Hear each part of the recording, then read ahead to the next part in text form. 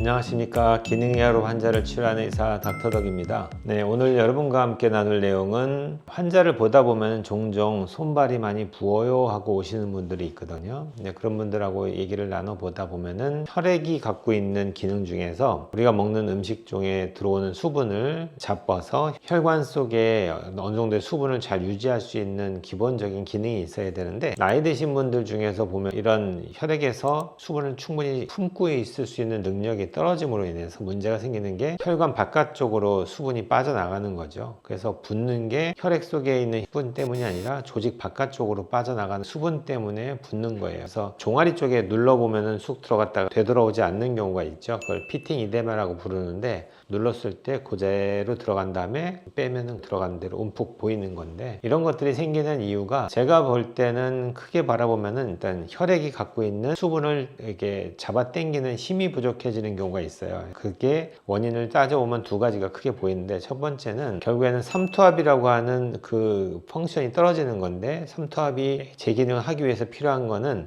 삼투압의 능력을 발휘할 수 있는 두 가지 영양소가 필요합니다. 첫 번째가 단백질이거든요. 단백질도 삼투압 펑션을 해서 우리 몸의 혈액 속에 수분을 좀 머금고 있게끔 도와주는 역할을 하고요. 두 번째가 여러분이 흔히 알고 있는 소금입니다. NaCl. 그래서 염화나트륨 같은 경우도 수분을 많이 머금을 수 있는 힘을 갖게 되는 거예요. 삼투압을 우리 학교 다닐 때 배웠던 거로 설명을 좀 드리면, 한쪽에다 소금물을 넣고 한쪽에다 맹물을 놓은 다음에 이 가운데 벽이 염화나트륨은 통과할 수가 없는데 H2O 수분 분자는 통과할 수 있는 사이즈의 포가 있는 막이 있다고 가정을 하면, 한쪽에 소금물을 넣고 한쪽에다 맹물을 넣으면 여기서 물이 이동할 수 있어요. 물이 삼투압이 있는 곳으로 이동하죠. 그러니까 처음에는 높이가 같았다가 한쪽이 올라갑니다. 소금물 있는 쪽에 물이 더 많아진다는 얘기예요. 잡아당기는 힘 때문에. 그러니까 충분하게 얘가 당겨지고 나면은 이제 압력이 비슷해지면은 더 이상 안 옮겨지겠죠.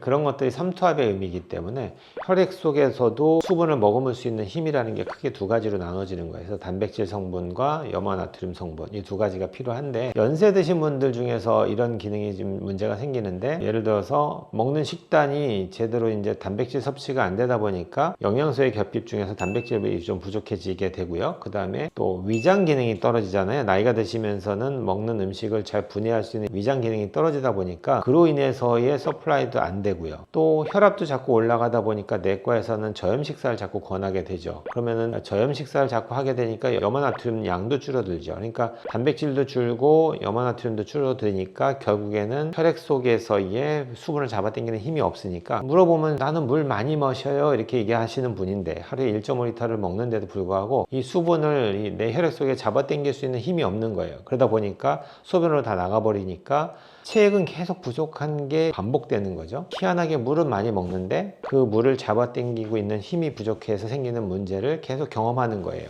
그런 분들한테 우리가 해줄 수 있는 조언이라면은 결국엔 소금물을 먹는 것밖에 없죠. 그래서 아침에 일어나서 미온수에다가 죽여물 티스푼을 하나 넣어서 이렇게 섞은 다음에 한 번에 그냥 원샷 하고, 일반적인 식사를 통해서 들어오는 염분을 조절하는 거는 쉽지가 않아요. 그래서 저는 이제 그런 분들이 왔을 때 그냥 원래대로 식사하시고 아침에만 미온수에다가 소금을 넣어서 이걸 드세요 이렇게 얘기합니다. 그러니까 우리 몸에서 꼭 필요한 영양소, 미세 영양소라고 하면은 비타민도 들어가지만 미네랄도 되게 중요하거든요. 근데 현대인 특히 우리 한국 사람들 문화 자체가, 외국에는 거의 보기 힘든 문화가 몇 가지가 있는데 그게 대표적으로 온 집안에 거의 정수기가 없는 집이 없는 정도로 우리나라는 너무나 많은 정수기가 보급된 나라에 해당되거든요. 실제 우리나라 물이 그렇게까지 정수기가 필요할 정도의 물은 아닌데도 불구하고 온 집에 정수기 없는 집은 없어요. 근데 정수기가 갖고 있는 문제가, 여러 가지 미생물을 필터링하고 유해물질을 필터링하는 거는 다 좋은데 가장 큰 문제가 하나 생기죠. 그게 뭐냐면은 미네랄도 같이 필터링이 되기 때문에 우리가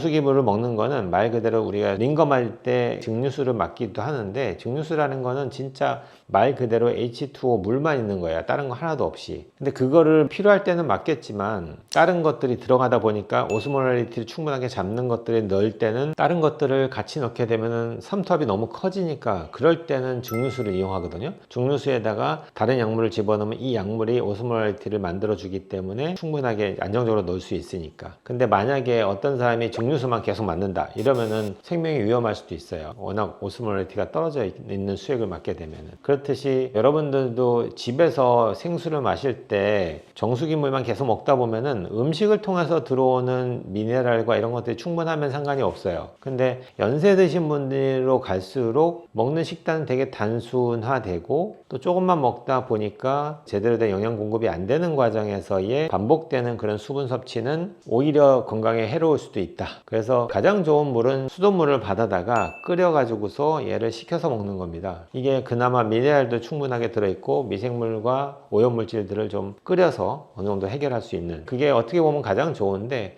귀찮은 거예요. 또 끓이는데 돈 들고 하니까 그냥 정수기 돌려서 정수물을 먹는 거죠. 식단이 그나마 골고루 먹고 여러 가지 야채부터 시작해서 너트 종류까지도 해서 충분하게 드시는 분이라면은 그렇게까지 뭐 정수물 가지고 손떨 필요는 없지만, 제가 볼 때는 그렇지 못한 분들이라면 차라리 정수물보다는 수돗물 받아다가 끓여 가지고서 냉장고에 보관했다가 드시는 게 미네랄 보충에는 도움이 될 것 같고요. 그리고 혈압하고 관련돼서 좀 설명을 드리면은 내과나 가정의학과에서는 대부분 다 혈압이 높으신 분들한테 저염 식사하세요, 저염 식사하세요 이렇게 자꾸 얘기하잖아요. 너무 단순한 얘기인데 말 그대로 수분을 머금을 수 있는 볼륨에 NaCl이 많아지면 볼륨의 양이 많아지니까 이게 많아지면 혈압이 올라가지 않을까 이렇게 생각하시는데, 조금만 생각해보면 그 반대일 수도 있다는 생각을 하셔야 돼요. 왜냐면은 혈액이 일정량이 돌아가줘야 되는데 혈액에 수분이 부족해지면 혈액량이 줄어드는 거잖아요. 그러니까 피를 돌려줘야 되는 양이 줄어드니까 우리 몸에서는 자연적으로 혈압을 올려서 피를 돌리려고 하는 작용이 일어납니다. 그러니까 체액이 부족해져도 혈압이 올라가요. 그것도 있는데 마치 단순하게 볼륨이 늘어나니까 혈압이 올라갈 거다 이렇게 생각하면서 저염 식사를 자꾸 권하게 되는데, 이렇게 저염 식사를 하면 할수록 위장 기능도 떨어지게 되면서 안 좋은 핸디캡이 더 많다고 저는 생각해요. 그래서 절대적으로 그것은 잘못된 지식인데 어떻게 하다가 그렇게 고착이 됐는지 모르겠지만, 그래서 특히 이런 더운 여름에 땀 많이 흘리는 계절에 그렇게 저염 식사만 하고 계시면은 전해질부터 시작해서 우리 몸에 필요한 소금 성분들이 부족해지잖아요. 피부로 다 나가버리니까.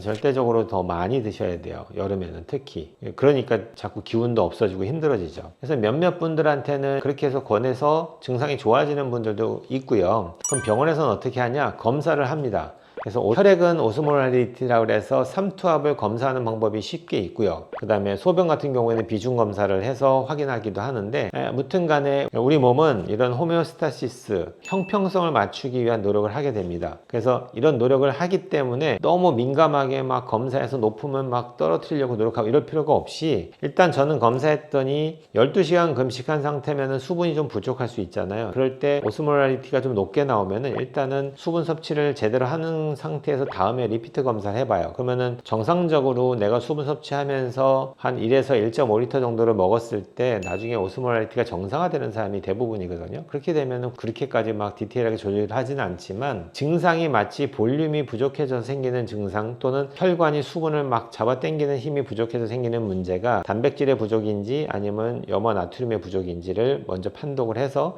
그에 맞춰서 식단 조절하실 때 소금의 성분을 좀 더 넣어줘야 될지 말지를 결정합니다. 그러니까 여러분들은 소금이 없어서는 사람이 살 수가 없으니까 정말 필요한 양만큼은 꼭 넣어줘야 되는데, 국물 요리에서는 얘를 희석하다 보니까 물 안에는 소금이 많은데 우리가 먹을 때는 싱겁다고 느끼고 이 물을 다 마셔버리면은 소금의 양이 갑자기 많이 들어오겠죠. 그래서 어떻게 보면은 국물만 많이 안 먹으면은 우리나라 사람이 절대로 짜게 먹는 게 아닙니다. 외국에 나가보면은 짜서 먹을 수가 없는 음식이 태반이에요. 특히 유럽 쪽이나 이런 데 가시면은 정말 짜서 못 먹어요. 미국만 가도 스테이크 요리 시키면은 정말 짜게 먹거든요, 걔네들이. 그거에 비하면 우리는 정말 국물 안 먹는 사람들은 외국에 비하면 너무나 적게 먹는 거예요, 소금은요. 그래서 우리 몸에 필요한 만큼을 넣어줘야 되는데 무조건 충분한데 많이 먹으라는 얘기가 절대 아니니까, 주변에 지인이나 어르신들 중에서 맨날 저염 식사 얘기만 들어서 소금을 안 치고 싱겁게 먹으려는 분들이 있으면 제가 제일 많이 드리는 조언은 제발 맛있게 드세요 이렇게 얘기합니다. 소금을 쳐야지 우리 몸에서 침이 딱 나오면서 그게 훨씬 더 맛있게 느껴지잖아요. 고기를 드실 때도 그냥 고기 구운 거 먹는 것보다 소금 찍어 먹으면 훨씬 더 맛있죠. 똑같아요. 그래서 모든 음식은 소금이 기본이 돼야지 맛있어요. 그러니까 제발 좀 맛있게 드시라 이렇게 얘기하고,